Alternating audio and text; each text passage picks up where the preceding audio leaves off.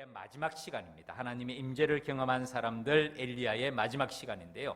오늘 본문의 내용은 아합 왕의 죽음에 대해서 기록하고 있습니다.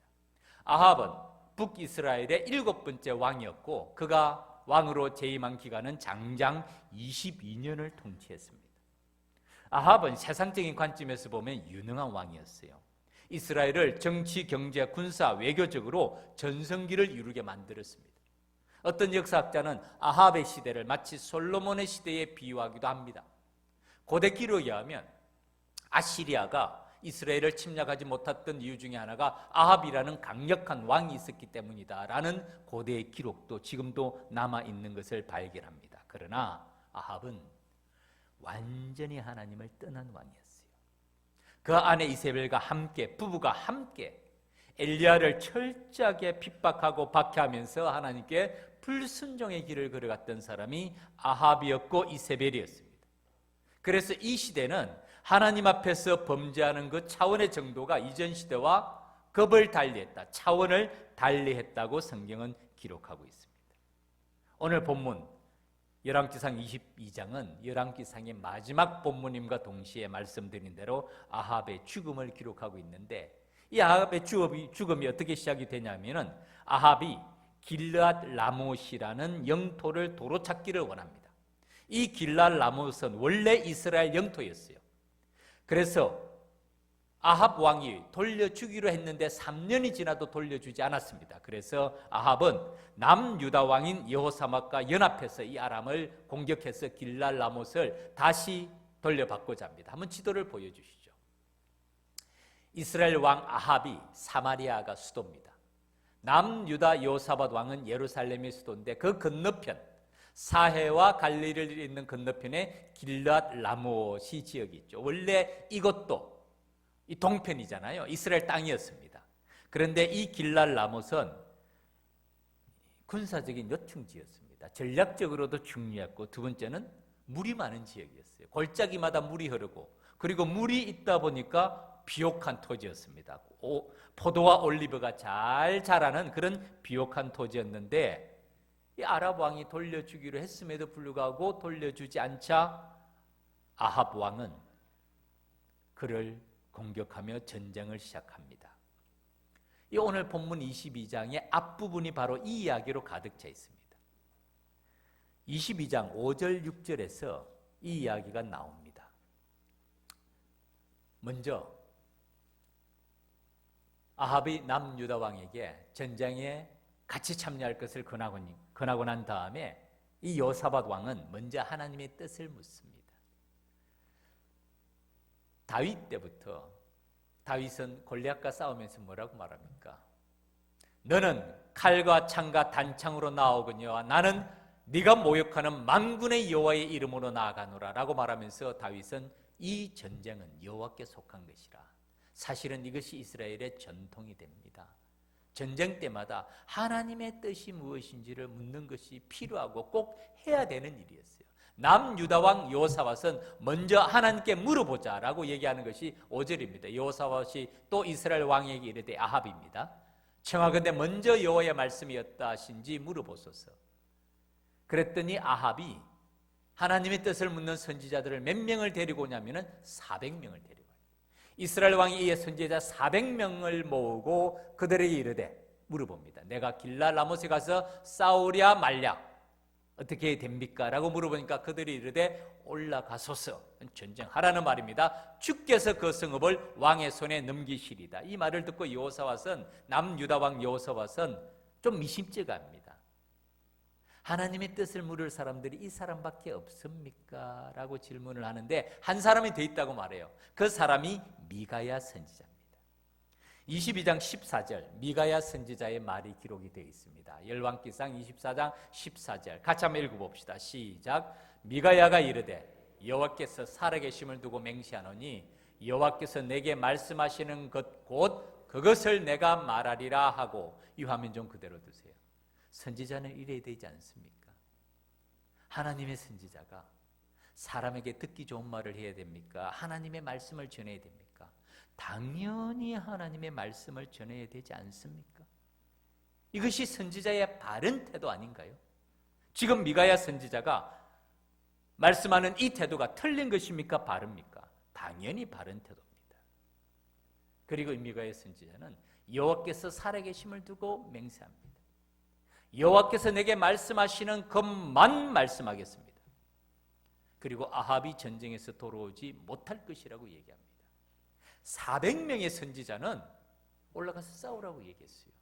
미가야 선지자 한 사람만 그렇게 하면 안 됩니다. 당신이 죽습니다. 라는 말을 듣습니다. 그 다음에 이에 대한 아합 왕의 반응이 어떨까요? 22장 27절 말씀을 한번 보여주시죠. 왕의 말을 전합니다. 왕의 말씀이 이놈을 옥에 가두고, 이놈이 누굴까요? 미가야예요. 이놈을 옥에 가두고 내가 평안히 돌아올 때까지, 돌아오는 것도 그냥 돌아오는 게 평안이, 하나님의 말씀을 완전히 무시하는 거예요. 그냥 오늘날로 아이들 말로 하면 개무시하는 거예요. 쓰레기통에 처박아 버리는 거예요. 고생의 떡과 고생의 물을 먹이라. 이 말이 무슨 말이냐면요, 죽지 않을 정도만 먹이라는 뜻이에요. 감옥에서 제공되는 최소한의 식물이라는 표현이 고생의 떡과 고생의 물, 죽지 않을 정도로만 먹이라. 이 말을 들은 미가야 선지자는 그의 예언을 변경하거나 취소하지 않습니다. 28절 말씀입니다.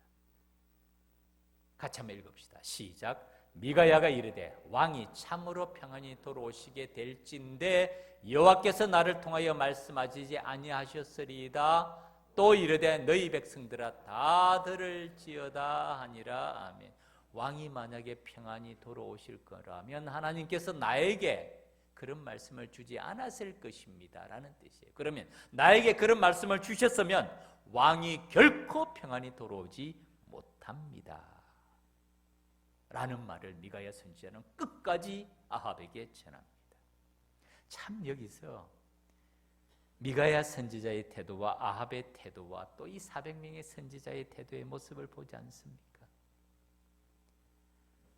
하나님의 말씀을 바르게 선포하고 바르게 행하는 선지자가 그 어두운 시대에도 있었어요. 엘리야뿐만 아니라 미가야 선지자도 하나님의 말씀대로만 전하겠습니다. 여호와의 살아계심을 두고 맹세하겠는데 여호와의 말씀만 전하겠습니다. 어두운 시대의 등불 같은 주님의 말씀이 살아있음을 보여줍니다. 그의 반면에 거짓된 선지자 400명은 권력자로부터, 권세자들로부터 그들이 듣고 싶은 말을 전합니다. 그리고 미가야 선지자에게는 어떤 것이 돌아옵니까? 말씀에 순종하며 사명을 감당할 때 그에게는 고난이 따라와요. 참 선지자들에게 당하는 고난의 길을 미가야 선지자가 걸어갑니다. 고생의 물과 고생의 떡을 먹이라. 죽지 않을 만큼만 먹이라. 내가 돌아올 때까지. 그럼 돌아오고 난 다음에 어떻게 할까요? 더 많은 고난을 주겠다는 의미죠. 예레미야, 세례 요한, 사도 바울, 하나님의 뜻을 따라서 순종하고 나아갈 때 그들도 크고 작은 많은 고난이 있었음을 성경은 말하고 있습니다. 사랑하는 믿음의 가족 여러분, 우리도 믿음의 걸음을 바르게 살아가고자 할 때 고난이 오는 것을 이상히 여기지도 말고 두려워하지도 마세요. 사도 바울은 빌립보스에서 빌립보 성도들을 향하여서 이렇게 말씀합니다. 빌립보스 1장 29절 말씀입니다. 그리스도를 위하여 너희에게 은혜를 주신 것은, 우리에게 은혜를 주신 것, 십자가의 은혜와 우리의 삶을 내어 사는 놀라운 은혜와 사랑을 베풀어 주신 것은 다만 그를 믿을 뿐 아니라, 믿음으로 하나님께 나아갈 뿐만 아니라 또한 그를 위하여 무엇도 받게 하려 하심이라? 고난도. 이 고난은 오히려 하나님의 백성들에게 축복이 되는 줄 믿습니다. 십자가를 위하여 받는 고난이에요. 복음을 위하여 받는 고난입니다. 이것이 축복이라는 말씀이에요. 그리스도를 위하여 너희에게 은혜를 주신 것은 다만 그를 믿을 뿐 아니라, 믿음의 능력을 경험하고 하나님의 축복을 경험할 뿐만 아니라 또한 그를 위하여, 예수 그리스도를 위하여, 십자가를 위하여, 복음을 위하여 고난도 받게 하려 하십니다. 사랑하는 믿음의 가족 여러분, 고난을 기뻐할 수 있는 사람은 없습니다. 그러나 고난을 피해갈 수 있는 사람도 없습니다. 우리에게 고난이 올 때 십자가를 위하여, 복음을 위하여, 하나님의 나라를 위하여, 교회를 위하여 받는 고난을 기뻐할 수 있는 저와 여러분이 되기를 주님 이름으로 축원합니다. 디모데후서 3장 12절 말씀이에요.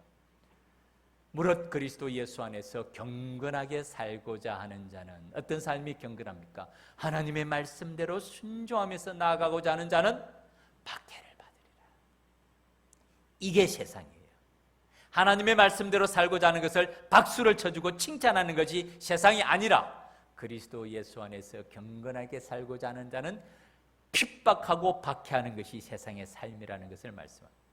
제가 어제 말씀을 준비하면서 저녁 시간에 조선일보, 말씀드릴게요. 여러분도 보셨으리라. 조선일보 인터넷 신문을 봤습니다. 종종 보잖아요. 정치, 경제, 사회, 문화에 대해서. 인터넷 신문의 탑 기사, 일면 기사가 뭐냐면은 우한 폐렴, 공기 중 입자라도 전염될 가능성이 있다. 그래서 사회 관련 활동 모임을 멈춰야 된다. 제가 그 글을 보고 속에 불이 났어요. 이 기자가 지금 토요일 날 저녁 밤에 인터넷 신문 탑 기사를 올린 내용이 뭡니까? 우한 폐렴, 신종 코로나 바이러스가 공기 중 입자라도 전염될 가능성이 있기 때문에 사회 관련 활동을 멈춰야 된다. 저 글을 보면서 기자의 마음을 봤어요.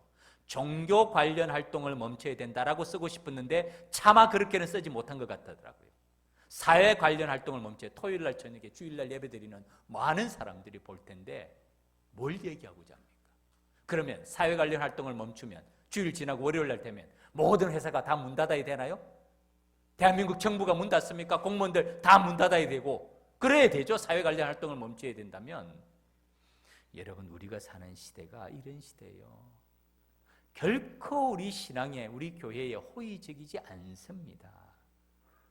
제가 이 우한폐렴 신종 바이러스 얘기할 때마다 처음부터 저는 우리 당에 의논했어요.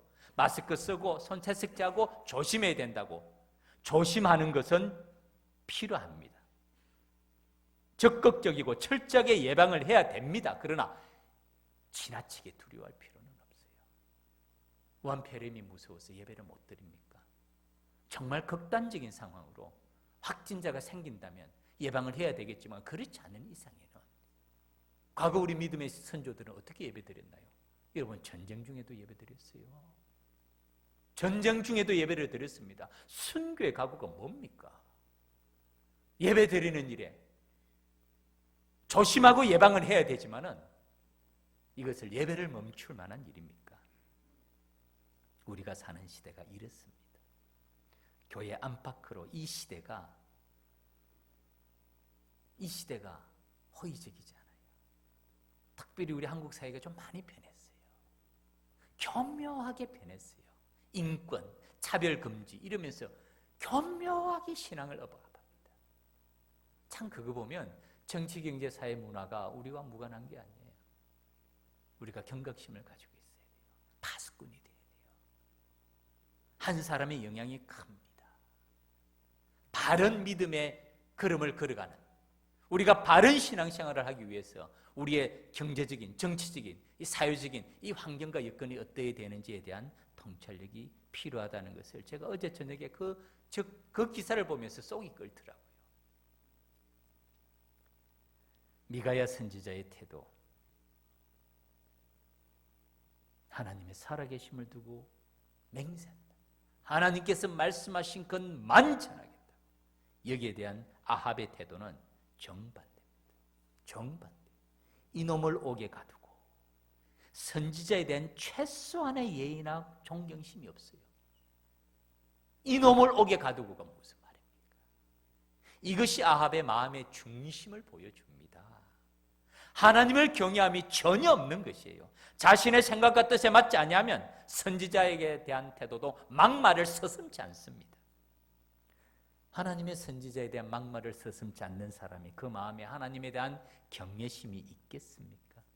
하나님을 바르게 신뢰하지 않는 사람이 어떻게 하나님의 종에 대한 바른 태도를 가질 수가 있겠습니까? 하나님에 대한 바른 태도를 가진 사람이 어떻게 하나님의 종에 대한 바른 태도를 가지지 않을 수가 있겠어요? 제가 주님의 사역에 부르심을 받고 저도 참 많은 분들을 대합니다. 저를 대하는 많은 사람의 태도를 봐요. 제 인간 강성 중은 아무것도 아니에요. 아무것도 아니에요. 저도 알아요. 그러나 제가 하는 사역을 보면서 마음의 중심으로 저를 대하는 태도를 사람들을 봅니다. 전 그분을 보면 알아요. 인간 저를 대하는 게 아니에요. 제가 섬기는 사역과 이 하나님의 사역을 보고 마음을 다해서 대해주는 것을 저는 느낍니다. 바로 아합의 태도가, 미가야 선지자에 대한 태도가 바로 이것입니다.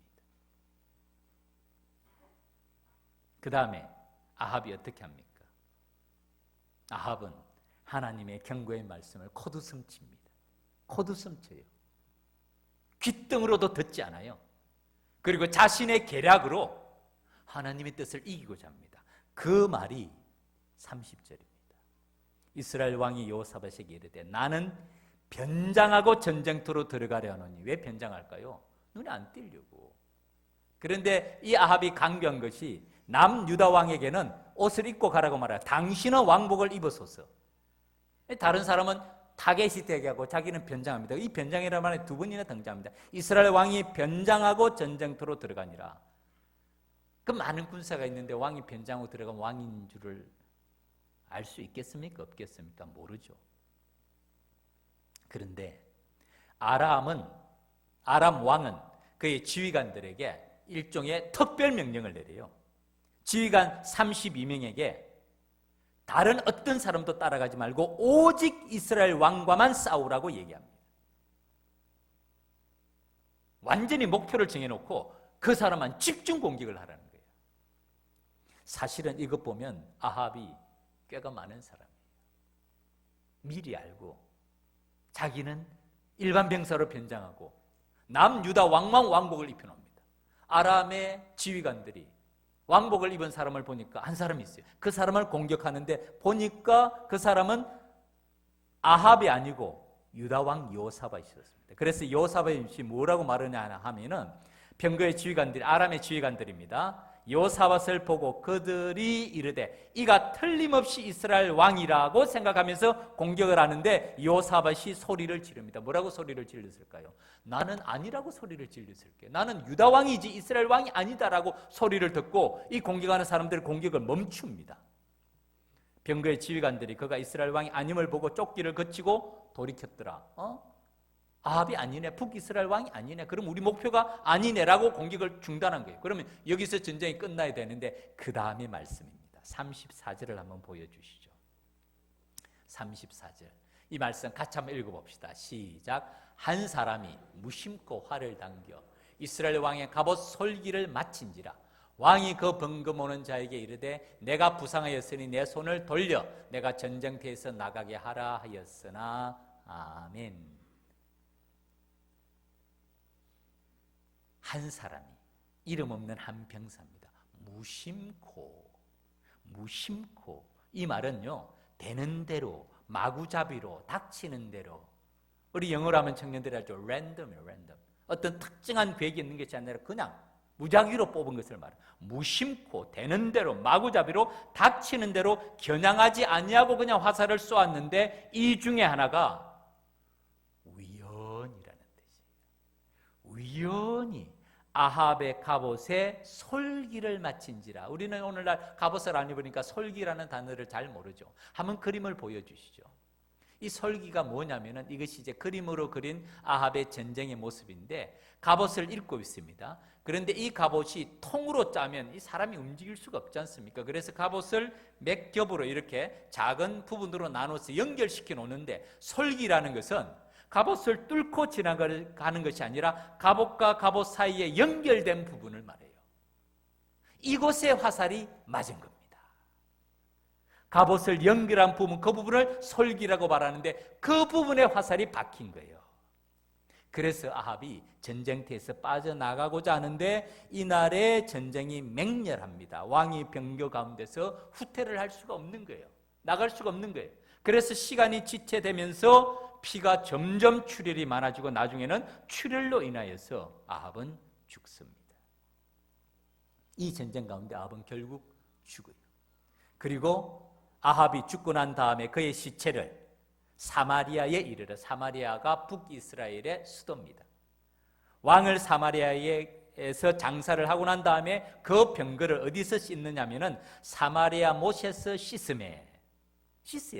피가 고여 있으니까. 그 다음에 말씀이 개들이 그의 피를 핥았다라고 말하면서 그 다음 말씀이 여호와께서 하신 말씀과 같이 되었더라. 여호와께서 하신 말씀과 같이 되었더라. 이것이 오늘 본문의 전체 사건입니다. 두 가지를 생각해 보고자 합니다. 첫 번째는 종말이 있다, 끝이 있다는 말씀이에요. 죽음이 있다는 말씀이고, 두 번째는 우연은 없다라는 주제로 두 가지를 생각해 보겠는데요. 첫 번째, 종말은 있다. 그렇게 악독했던 아합과 이세벨에게도 종말은 있습니다. 지난 시간에 제가 말씀드렸죠. 이세벨이 어떻게 죽었다고요? 처참하게 죽어요. 차마 입에 담을 수 없을 만큼 처참하게. 그리고 오늘 본문에서도 아합도 죽습니다. 하나님의 말씀에 전혀 관심을 두지 않고 자신의 책략, 자신의 생각대로 살았던 사람, 22년이라는 긴 세월을 자기 마음대로 통치했지만은 그에게도 마지막 순간이 있습니다. 이것이 오늘 열왕기상 마지막 장 22장의 교훈일 뿐만 아니라 또한 우리 모두의 인류 역사의 교훈입니다. 우리 그리스도인이 가져야 될 가장 중요한 덕목 중에 하나가 우리에게도 종말이 있다는 사실이에요. 우리에게도 마지막이 있다는 사실입니다. 우리에게도 끝이 있다는 사실을 잊어버리지 말라는 것이에요. 모리스 롤링스라는 의사가 있습니다. 이 사람 조지 워싱턴 대학교, 워싱턴 DC에 있는 좋은 학교입니다. 의과대학을 아주 뛰어난 성적으로 졸업한 사람이에요. 심장질환 전문가입니다. 이 심장. 미국 심장협회 교수회원이고 테네시주에 있는 미국 심장전문대학의 총장을 지낸 사람이에요. 그리고 특별히 이분은 응급소생술의 국제적인 권위자입니다. 제가 여러분께 한두 번 소개해드린 적이 있는 분입니다. 사실은. 이분이 몇 권의 책을 썼어요. 죽음 직전에서 살아온 사람들은 이 심장소생이니까 응급소생이 직결되는 일 아닙니까? 그분들의 경험을 통해서 죽음 직전에 다녀온 사람들의 이야기를 그는 임상 경험을 통해서 책을 쓰는데 죽음을 준비하는 그리스도인, 지옥을 다녀온 사람들의 이야기라는 책들을 씁니다. 그리고 그는 이 책에서 이렇게 말합니다. 죽음은 우리 모두에게 다가옵니다. 그러나 그 죽음이 끝은 아닙니다. 죽음은 영원의 시작입니다. 많은 사람들이 죽으면 그것으로 끝이라고 생각합니다. 그러나 죽음은 존재의 끝이 아닙니다. 이 사실은 그의 말입니다. 성경뿐 아니라 현대의학으로도 증명이 됩니다. 그리고 그 책 내용의 한 문장입니다. 사람은 자기가 죽게 된다는 것을 알고 있는 유일한 피조물입니다. 여러분, 동물이 자기가 죽게 된다는 것을 알고 있을까요? 강아지가, 우리 집에 강아지 많이 키우죠. 강아지가, 원숭이가, 고양이가 자기가 죽게 된 것을 알고 있을까요? 천만의 말씀. 동물이나 식물이나 그 어떤 피조물도 자기에게 끝이 있다는 것, 종말이 있다는 것을 아는 것은 인간 외에는 아무도 없다는 것입니다. 그런데 마지막까지 사람들은 그것을 믿으러 가지 않는다는 것이에요. 그래서 대부분의 사람들은 죽음을, 종말을 준비하지 못한다. 여러분 어떻습니까? 우리는 잘 준비합니까? 저도 이 말씀을 준비하면서 정말 생각해 봤어요. 아직은 좀 할 일이 많더라고요. 언제 어디서 어떻게 부르실지는 모르지만 아직은 할 일이 많아요. 그러나 준비는 해야 됩니다. 지난주에 우리 유영표 집사님 하나님의 곁으로 보내드리지 않았습니까? 우리 이종희 집사님과 우리 지영이 정훈이 그 슬픔 가운데서도 믿음으로 견고히 설 수 있도록 여러분의 기도의 지원을 바라고요. 우리 송태자 권사님, 김영선 집사님 그 전까지 함께 예배를 드렸어요. 정말 갑작스럽게 주님의 부르심을 받았습니다. 천은진 집사님의 친정 어머님도 주님의 부르심을 받은 이 일이 지난 주간에 있었던 일입니다. 하나님의 때와 시간은 우리는 모릅니다. 그러나 분명한 것은 반드시 우리도 그 길을 간다는 것이에요. 우리가 자주 암송하고 기억하는 말씀, 히브리서 9장 27절 말씀 여러분 다 아시죠? 같이 한번 읽어봅시다. 시작. 한 번 죽는 것은 사람에게 정해진 것이요 그 후에는 심판이 있다는 말씀. 아합도 이세벨도 하나님의 부르심을 받았어요. 악한 자도 선한 자도 모두 다 하나님의 부르심을 받습니다. 종말은 있다는 거예요. 그래서 시편 기자는 말하죠. 악인의 형통함을 보고 부러워하지 말라고. 아합과 이세벨만 그랬나요? 오늘 이 시대도 마찬가지 아닙니까? 악인의 형통함을 보고 그러나 부러워하지 말라고. 반드시 종말이 있다. 오늘 본문은 아합의 종말을 보여줍니다. 그날을 준비하면서 부활의 소망 가운데, 천국의 소망 가운데 지혜롭게 이 땅을 걸어가는 믿음의 백성들이 되라는 말씀이 이 교훈 가운데 들어있는 말씀이잖아요. 두 번째는 우연이란 없다는 것입니다. 말씀드린 대로 34절 한 사람이 무심코 활을 당겨. 이 말은 무작위로 마구잡이로 겨냥하지 아니하고 라는 의미인데 또 다른 말은 우연이라는 것이. 이 화살이 우연히 어디로 날아갔습니까? 변장한 아합에게로 날아갑니다. 이 화살이 우연히 아합의 갑옷에 맞는 것이 아니라 아합의 갑옷을 연결한 솔기 부분을 뚫고 들어가요. 그리고 아합이 전쟁터에서 우연히 화살을 맞고 우연히 죽습니다. 그리고 그를 사마리아에 장사 지내고 난 다음에 그의 병거를 씻은 곳이 우연히 사마리아 못에서 씻습니까? 그리고 우연히 개들이 와서 그의 피를 핥았습니까? 그 다음에 말씀이 여호와께서 하신 말씀과 같이 되었더라. 이 문장의 의미가 무엇일까요? 이 본문이 무엇을 말하고 싶어하는 것일까? 여호와께서 하신 말씀과 같이 되었더라. 우리가 보기에는 우연인 것 같지만 그 우연의 너머에는 하나님의 필연의 섭리의 손길이 있음을 말씀하고 있습니다. 이것이 우리 삶의 흐름이에요. 여러분, 우리에게는 우연히 일이 생기는 것 같지만은 사실은 그 일의 너머에 하나님의 손길이 무엇인지를 나 자신을 진작에 성찰해 보는 것은 우리의 믿음의 생활에 매우 유익합니다. 이 땅을 살아가는 동안에 사건과 사고를 피해갈 수는 없어요. 그러나 어떤 일을 만나든지 간에 나 자신이 그 일을 통해서 나에게 주시는 하나님의 음성이 무엇인지를 진작에 생각해 보는 것은 경건에 매우 유익합니다. 룻기 2장 3절을 보면 룻이 보아스를 만나는 기록이 나오는데 이 본문과 비슷한 말씀이 있어요. 룻기 2장 3절을 한번 보여주시죠. 룻이 가서 베는 자를 따라 밭에서 이삭을 줍는데 이 베는 곡식단을 베는 사람을 말합니다. 이삭을 줍는데 우연히 엘리멜렉의 친족 보아스에게 속한 밭에 이르렀더라. 룻이 이삭 줍기를 하려고 나아갔는데 우연히 보아스의 밭에 이르게 되었다는 표현을 하고 있습니다. 그리고 그 보아스는 룻의 기업 물을 자가 되고 그 다음에 보아스와 룻은 결혼을 합니다. 그리고 이 가정에서 다윗이 태어납니다. 하나님께서 보아스를 만나게 하시는 룻의 걸음이 정말 우연히 되었을까요? 그 우연 너머에는 그 룻의 걸음을 인도하시는 하나님의 손길이 있지 않습니까? 사랑하는 믿음의 가족 여러분, 오늘이 2020년 2월 9일 주일 예배를 서울 남교에서 우리가 이 자리에 앉아서 예배 드리는데 여러분, 우리가 이 자리에 우연히 앉아 있나요? 하나님의 말씀을 듣고 예배를 드리는 것, 우연히 우리 찬양대를 만나고 저를 만나고 우리 믿음의 동료를 만나고 우리 장로님, 권사님, 집사님을 만나서 함께 믿음의 생활을 하는 이것이 우연한 일이라고 생각합니까? 우연히 아내를 만났고 우연히 남편을 만났고 우연히 가정을 이루고 우연히 자녀를 낳고 여기까지 왔습니까?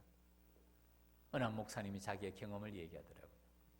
대학교 4학년 때 교회에서 야외 예배를 갔대요.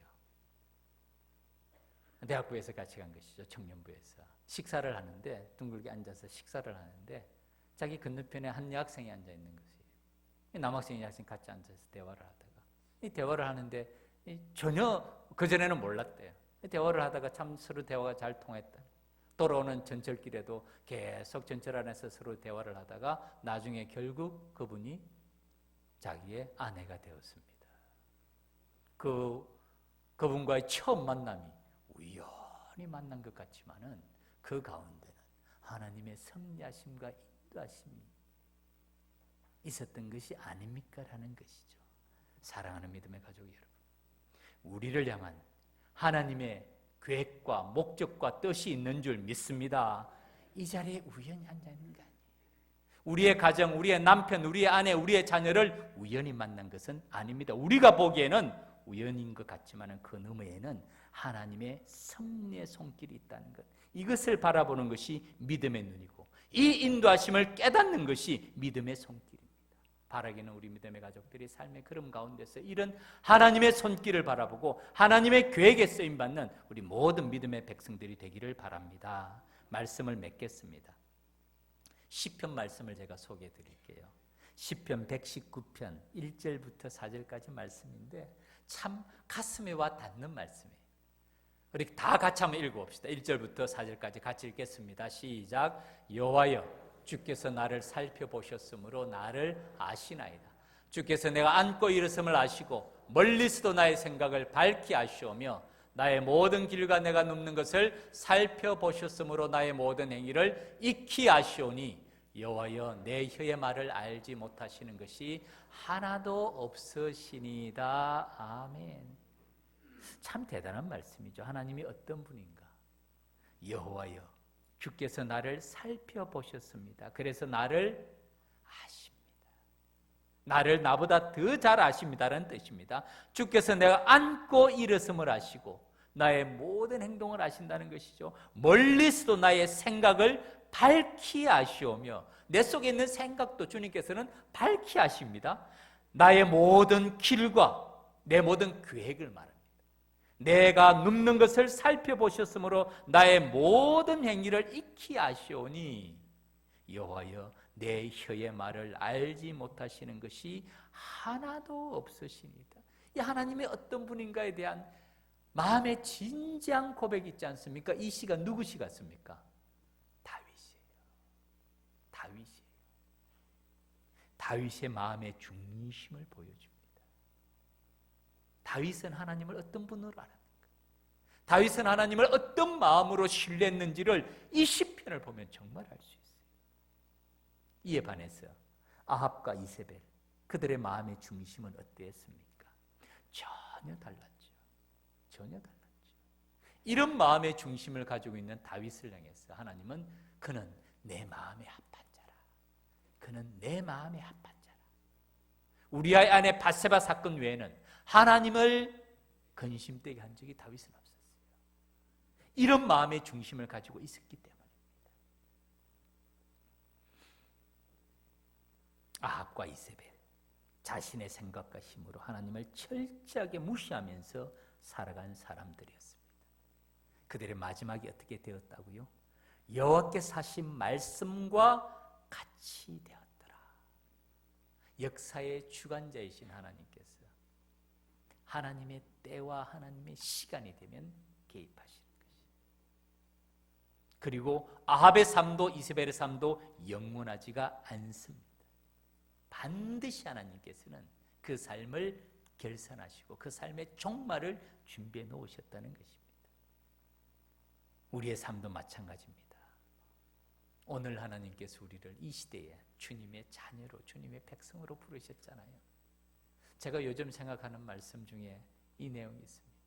이 자녀 가운데 지적 장애를 가진 자녀들이 자녀를 키울 때 참 안타까운 게 하나 있대요. 이 신체적인 장애를 가진 자녀들은 그래도 엄마의 사랑과 아빠의 사랑을 깨닫는데 지적 장애를 가진 자녀들은 엄마 아빠가 그렇게 사랑하고 도와줬는데도 이 사랑의 손길을 느끼지 못한대요.